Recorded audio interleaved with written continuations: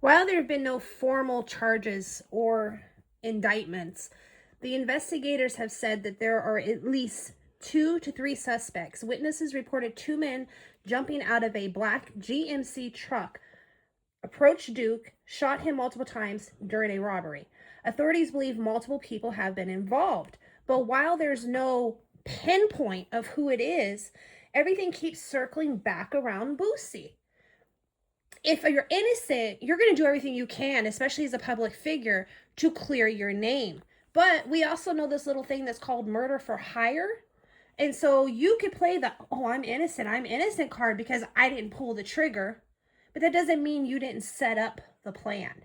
And that's still a charge. And it's like you was an accessory to it because it was your nephew who was right there across that pool table while they were shooting dice, study eyeballing Duke. He was on surveillance watching Duke only. He wasn't worried about nobody else because he knew everybody else that was there. Now, keep in mind, the dude that was with Boosie, he's the same one who went to the parking lot, and he was the only one who was spotted out there in that parking lot. At the end of the day, whoever did this, whoever plotted this, planned it, and executed it, like, shame on them. This is not how we should be moving in life. You took a person who is highly talented, you took him away from his friends, his family, his loved ones, and, like, not a lot of people could do what he could do. As they pull up and they pick up their suspects and people start getting charges. Just because you're somebody rich and famous does not mean you're above the law. But that's the mindset, again, with these people. They think they can buy their way out of any situation. They can talk their way out of any situation. And the law doesn't apparently apply to them. I hate to tell you, there's plenty of famous people that have been convicted of crimes. And Duke the Jeweler, he was from Chicago. And a lot of people said that Duke the Jeweler, he should have mailed Boosie that jewelry. He should have did something besides went out there. He'll still be here with us right now. They said that Boosie, he connected to a lot of stuff, but we gonna stick with what happened to Duke the Jeweler. At the end of the day, he could have sent somebody as his personal carrier and had that jewelry delivered. There is no reason he needed to make that drop off in person, which implies they knew each other more than what they're letting on, because you're not going to sit here and put yourself in danger knowing the history, knowing the street talk, and knowing what goes on without a backup plan. It's just not going to happen. No smart man or woman is going to do that to themselves. So that means he felt safe delivering this jewelry to Boosie. He felt like he was welcome, protected, and did not need to be prepared for an assault, robbery, or anything else of that matter. I don't know why Boosie thought that he was just gonna get away with it, but maybe because J. Prince Jr., he run the city. Maybe because J. Prince Jr. name involved in a lot of stuff and it's just been swept under the rug or he got away with it. And this is coming straight from Houston, y'all. I only know what they tell us. At the end of the day, they know for a fact that Duke the Jeweler, if he would have left his stuff at home or would have checked in, what they call it, to J. Prince Jr. and them, this would have never happened to him. No, look what happened to Takeoff. After Duke the Jeweler was shot in a parking garage in Houston, police began a homicide investigation. Reports say he had just left a concert and was ambushed during a robbery after previously winning a large amount of money in a dice game. Now, we've all taken the time to look at that video where the dice game was going on. And if you really look at it, it wasn't just an ambush. This was a thought out, thorough, planned, step-for-step event that happened that night. There were too many cues, little nods, little whistles, little eye gestures, if you will, people by the door making suspicious phone calls. You cannot tell me that this was not a planned setup.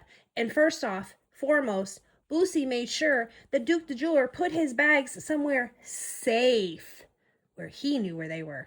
And this is why it feels like the people that's around Boosie, they're saying that Boosie is getting charged for something that J. Prince Jr. did. Basically, Boosie is the fall guy so that J. Prince Jr. won't get locked up for what happened to Duke the Jeweler. Now, Duke the Jeweler, he'll still be here with us right now if they would have never did what they did. But by this being premeditated and planned out days ahead, it makes it seem like it was a setup more than an ambush. An ambush is when they just come and catch you at a certain vulnerable state in your life. when you unaware of your surroundings and things like that, and then it just happened. But no, Duke the Jeweler was aware of his surrounding. It's the people that was with Duke the Jeweler, which is Boosie, J. Prince Jr., Mobties, and so on. Those are the people who sat there and planned and plotted. And the feds, they do a thorough investigation regardless of what's going on. They sit and they get and collect all of the evidence that they need in order to convict somebody, because in order for you to charge somebody with anything, you have to prove that they're guilty beyond a reasonable doubt. The crime scene investigator said that the evidence that's connecting Boosie to Duke the Jeweler is basically the jury, the bags, the footage, and so on. And their previous interactions, the planning of the trip, the coordination of what jewelry pieces are going to be made. The text messages from when he told Boosie he was on his way to come to the dice game. And yet he tried to play, I don't know him like that. Honestly, you ain't got to know somebody like that to take him out, to plan a robbery, to plan whatever it is you planned, and it went too far.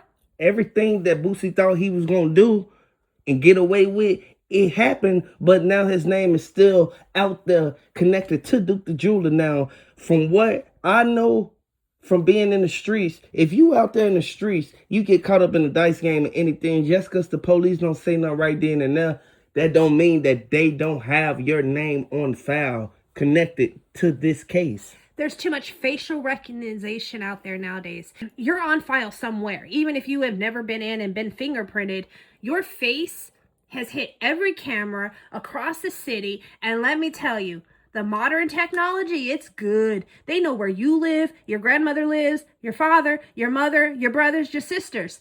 You think if they're not going to come for you if you were actually a part of this, you're wrong. They thought that J. Prince Jr. was going to do what he always do, which is go up to the station, talk to his favorite officer, and get some swept under the rug. He tried to do that. You know what they told him? They said, man, no, man, it's too public. It's too many people involved in it. Boosie involved in it. Once they said Boosie name, J. Prince Jr., he did what he did. He walked up out of there like, damn, Boosie, man. He should have never had this dice game. Now they regretting it all. They're going to regret it. They're going to regret it even more. Aggravated robbery, conspiracy, or felony murder. They really could go with any one of these, but it looks like it qualifies for capital murder under Texas laws. That's not a good charge to try to fight. When whoever is involved, you're looking at multiple suspects. That means this trial could go on for a very long time once it kicks off. It's people who said that Boosie, he paid $1 million after he sold all his cars and things like that, so that he can clear his name, so that he can be able to not be tied back to this. But it's video evidence showing that Boosie was involved. It's video evidence showing that Boosie, he had people around him that were savages and vultures who would do anything for some money. J. Prince Jr., his homies was right there. Witnesses, there was a lot of people there that night, even to the point that the police say multiple suspects are involved, drivers and shooters alike. Once they have gathered enough evidence, they're able to issue arrest warrants, question the suspects, and prepare the evidence to go to prosecution. But the biggest question that still lingers is, what are they going to run this as for charges? Or is it going to be capital murder?